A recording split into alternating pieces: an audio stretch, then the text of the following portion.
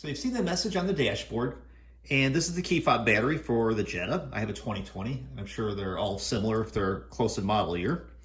So what you want to do is remove this key. There's a little latch here, and the key comes out. Sorry, I'm trying to look through the viewfinder while I'm doing this.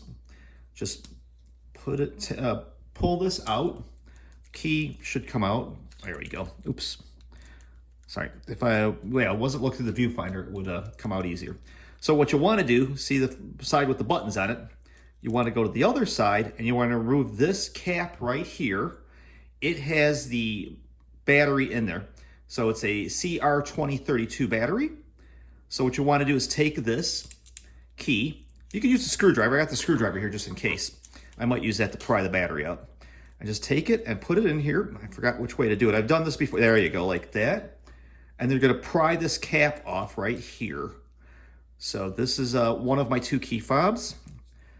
All right, let me see if I can do it while we're on camera here. Let's maybe do it a little more like that. There we go. Oops. Be careful not to break the key fob. You're going to be stronger than the key fob. I've done it before. So you're going to twist it up. Let's see if I can do it here. There we go. It's coming apart.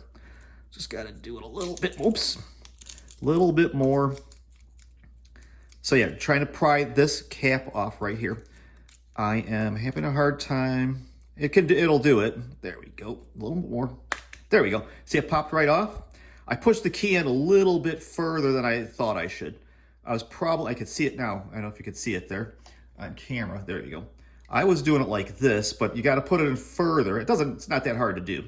So once you do that, you can take the key out when you're ready. Pull the cap off. And the battery's sticking out like that. Maybe that's why it wasn't working. So just take the battery out, and then you're going to put the key fob, the key battery in there.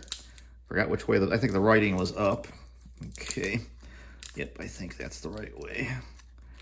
There you go. I didn't have it off there on purpose so you could see it. So, oops, probably shouldn't touch that part of the battery. So just put it in here like so. Excuse me. See how it is? Just put it in there. And then push it down. See, it should be down like that, flat. Because when I took it off, it was sticking up, but that's because I put the cap up, took the cap off. Okay, so I'll put this back on. Let's see which way it goes here. I think it goes this way here. Oh yeah, it does go this way. So yeah, just look at it. It goes at an angle. Put the side see where the logo is and where you put the key in. Put the other side in first. And then just push down. Oops, I didn't quite get it. Oops. There you go. That's it. So it's ready to go. Put the key back in. And you just press any button. Oops, not light. Oh, it did lock. Okay. I thought that there was a light that lit up on here. Okay. But yeah, it works. So next part of the video, I'll show you this in the car so you get rid of that message. So this should work. That's how it does it. And there we go. Oh, it did light up. Okay. Watch this here. You see right there? You see that light? I can't see it now. There we go. I can see it when I'm not looking. Yep, there it goes. I see it. Okay, car's beeping. So it worked. Didn't need this battery, this screwdriver, but if you do need one, it would be one of these little ones from, I got a Craftsman one. It says SL 1/8, but you could use any screwdriver that's small. I use a flathead. Okay, so that's that part of it.